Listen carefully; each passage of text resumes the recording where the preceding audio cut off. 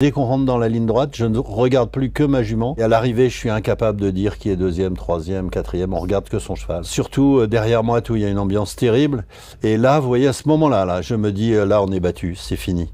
Et la jument repart. Et là, c'est fabuleux. Le prix de Cornulier Récise a rendu son verdict et c'est Jumba de Guez qui s'impose dans cette épreuve avec comme entraîneur Nicolas Bazir, propriétaire éleveur René Guézy. Bonjour messieurs. Bonjour. Bon messieurs, visiblement tout va bien à quelques minutes après ce grand succès René. Tout va très très bien et je pense que ça va aller encore mieux de minute en minute, tout va être fabuleux. On va revoir dans la course dans son intégralité messieurs avec Jumba de Guez. Je vais d'abord parler de l'œil de l'entraîneur Nicolas.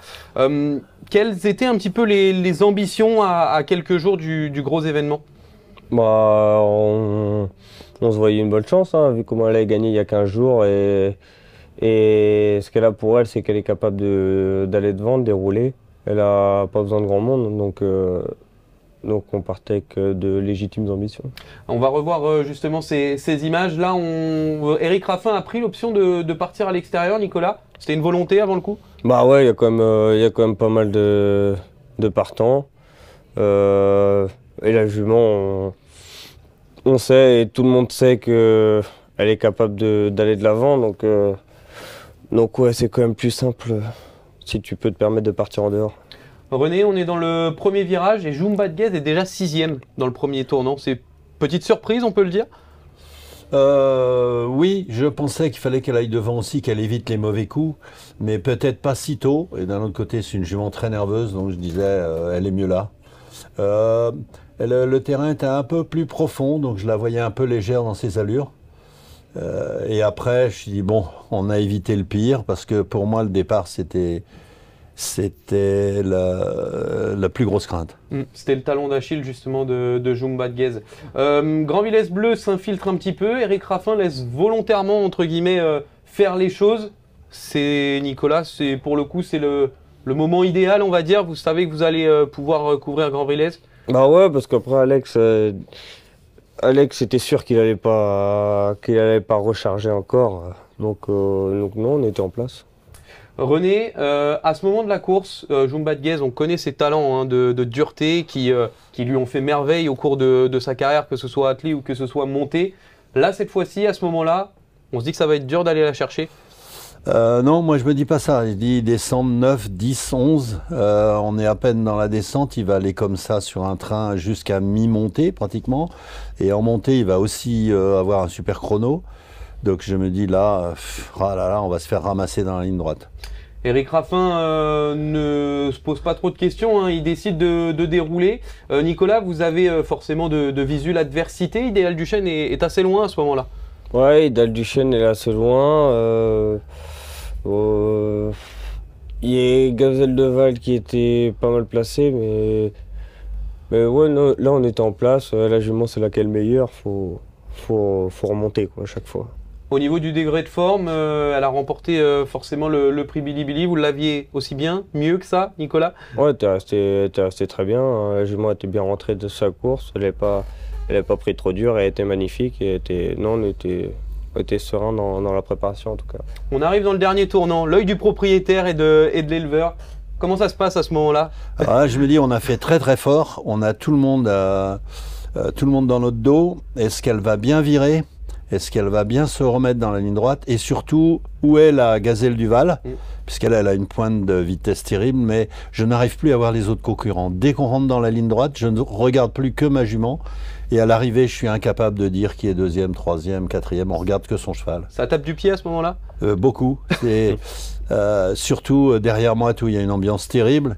Et là, vous voyez, à ce moment-là, je me dis, là, on est battu, c'est fini.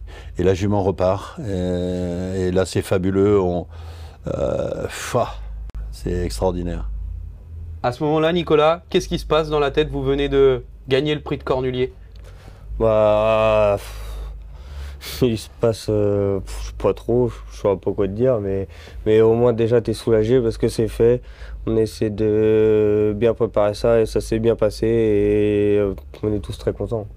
Prix d'Amérique avec, donc Davidson Dupont. Prix de Cornulier en tant qu'entraîneur, Nicolas, à moins de 24 ans. Quelle trajectoire? Ouais, non, mais après, j'ai quand même énormément de chance d'être là où je suis tout de suite. Maintenant, tous les chevaux ils sont à mon nom, mais on n'a jamais changé de méthode de travailler. Et pour les chevaux qui arrivent sous mon nom, on a déjà une qualité qui est là, des chevaux prêts pour entrer dans un hiver où on est confiant avec pas mal de chevaux. Donc j'ai vraiment beaucoup de chance. Il y a une passation qui est en train de se faire justement, René, donc entre Nicolas et Jean-Michel, peu à peu. Vous étiez déjà là à l'époque de Michel Bazir, c'était il y a de ça une trentaine d'années. Racontez-nous justement cette connexion avec la famille Bazir. Jean-Michel est quelqu'un de très discret, il amène son fils de manière discrète, il lui donne beaucoup de responsabilités par rapport à son âge. Ça se passe très bien. Bien sûr, maintenant, il va falloir l'expérience. Il va falloir qu'il aime à fond ce métier, qu'il se donne à fond, qu'il communique, qu'il puisse communiquer avec ses propriétaires, qu'il s'attache à ses propriétaires et surtout qu'il exploite ses talents. Bien sûr, le gros des avantages qu'il a, l'avantage et le gros des avantages, c'est qu'il a un père qui est exceptionnel. Donc bien sûr, c'est compliqué d'être derrière un père exceptionnel, mais il va y arriver.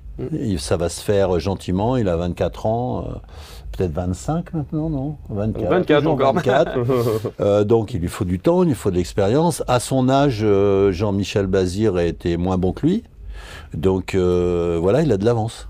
L'élevage des Gaiges est sur le toit du monde, au trop monté. René, quelle sensation cela procure?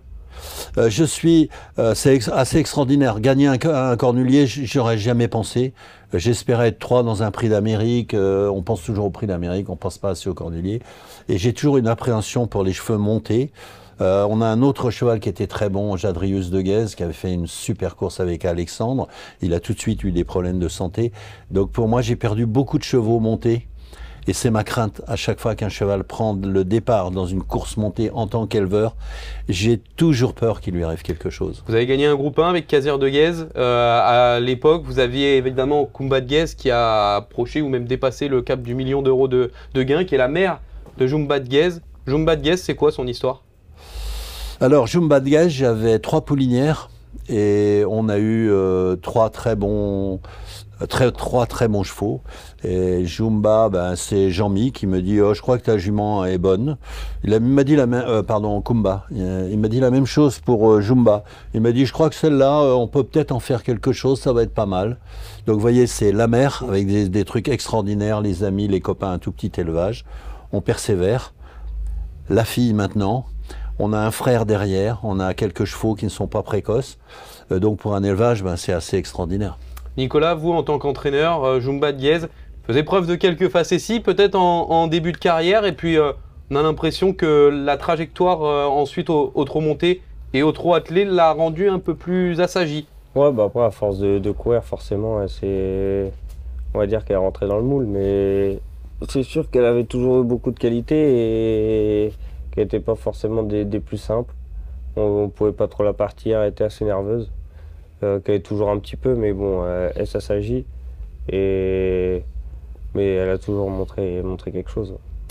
C'est la vraie jument au trot monté ou c'est vraiment sur sa classe attelage qu'elle le fait? Non, c'est une bonne jument. C'est une bonne jument montée. On la force pas à aller monter. Elle est capable, elle a des allures pour.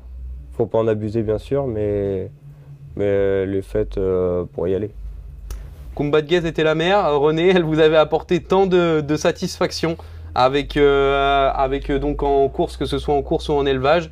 Jumba, est-ce qu'il y a des similitudes que vous retrouvez en elle? Oui, il y a différence. Bon, les similitudes, c'est que c'est des juments qui ont une envie, qui ont une force de caractère, qui sont très très dures. Alors qu'au pré, ou même dans les modèles, dans les jambes et tout, on n'y pense pas forcément. L'intérêt d'avoir une fille maintenant, et j'espère un jour une petite fille, c'est que ça vous donne plus de d'envie de continuer l'élevage. Ça vous supprime toutes les douleurs de l'élevage, les matins difficiles. Pour mes collaborateurs, c'est assez extraordinaire parce que j'ai 2 collaborateurs avec moi. Ils me disent, on s'est levé ce matin, on a nourri les chevaux. On va dès demain matin, ce soir, ce ne sera pas nous, mais dès demain matin, c'est avec un grand bonheur qu'on va continuer l'élevage. Nicolas, vous allez continuer votre carrière en entraîneur. Vous êtes qu'aux prémices, hein, au tout début de cette carrière. Vous avez déjà gagné le prix d'Amérique et le prix de Cornulier. Qu'est-ce qui vous reste à gagner? Bah, partout, hein, l'élite shop, un deuxième prix d'Amérique, un deuxième Cornulier. Non, faut pas dormir, faut jamais se reposer là-dessus. Ça n'est que le début. En ayant justement eu déjà ces sensations de victoire, on a encore envie d'un peu plus? Ah, bien sûr, ça, on a eu ces sensations, on a eu ces grands plaisirs, mais justement, ça te donne envie de retrouver ça, quoi. La suite du programme de Joumba de Guèze, est-ce qu'elle sera plutôt davantage au trot monté, davantage au trot attelé? Plus à l'attelé, je pense. On va essayer de la mettre la moins souvent au trot monté. Et bah, déjà, dans l'immédiat, on verra tranquillement, mais je pense qu'elle courra. On essaiera de préparer que les belles courses au trot monté, je pense. On va faire un peu la fête ce soir quand même, messieurs. C'était pas prévu, parce que je devais rentrer de bonne heure. Bon, là, je sais pas, j'hésite, parce que j'ai des amis avec moi, les collaborateurs, on travaille demain. Mais on va essayer de faire un effort quand même. Nicolas aussi, c'est promis? Bah oui, on va faire un effort. Dans une semaine, Nicolas, je continue sur cette lancée. Évidemment que vous aurez également Hooker Berry qui a remporté ce prix d'Amérique Legend Race. Pour vous, c'est encore une grosse échéance à venir. Quelles sont les sensations à une semaine? Bon, les sensations sont bonnes. Après, c'est un cheval assez facile à entraîner. Il paraît d'être resté bien. Et la dernière course était très bonne, je trouve qu'il fait une belle course. Il va venir dans la ligne droite et craque au poteau, clac, à la Davidson Dupont. Justement, ouais, c'est Hooker Berry, je sais plus lequel c'était. Vous y allez vraiment en statut de challenger pour cette fois, ça vous permettra peut-être aussi d'avoir beaucoup moins de pression? Ouais, après c'est différent. C'est différent parce que je suis jeune, parce que Davidson, j'avais un petit peu de pression, mais je ne m'étais pas forcément mise parce que je pense que je ne me rendais pas forcément compte du grand rendez-vous que c'était quand on était vraiment dedans. Là, même si on va être moins favori qu'avec Davidson, mais il y aura peut-être un peu plus de pression parce qu'avec lui, il faut absolument un bon parcours. Et dans tous les cas, le cheval est bien et si entre guillemets je suis pas casqué, ça sera de ma faute. Les poulains sont magnifiques. J'ai des poulains de Hooker et je vous conseille, messieurs les éleveurs, d'y attacher une certaine importance. Vous êtes le premier supporter d'Hooker Berry? Ah oui, tout à fait, bah, bien sûr. C'est comme une sorte de famille. Exactement. Merci beaucoup, messieurs, d'avoir réalisé ce débrief en ma compagnie. Et bien évidemment, dans une semaine, le prix d'Amérique Legend Race. Et donc, cette semaine et ce dimanche, la grande victoire de Joumba de Guèze avec Eric Raffin, Nicolas Bazir et René Guézille. À très bientôt. Un mot aussi pour Eric Raffin. Oui, ouais, bien sûr. Raffin, on n'en a pas parlé. Il nous a sorti une course quand même, il a pris la tête.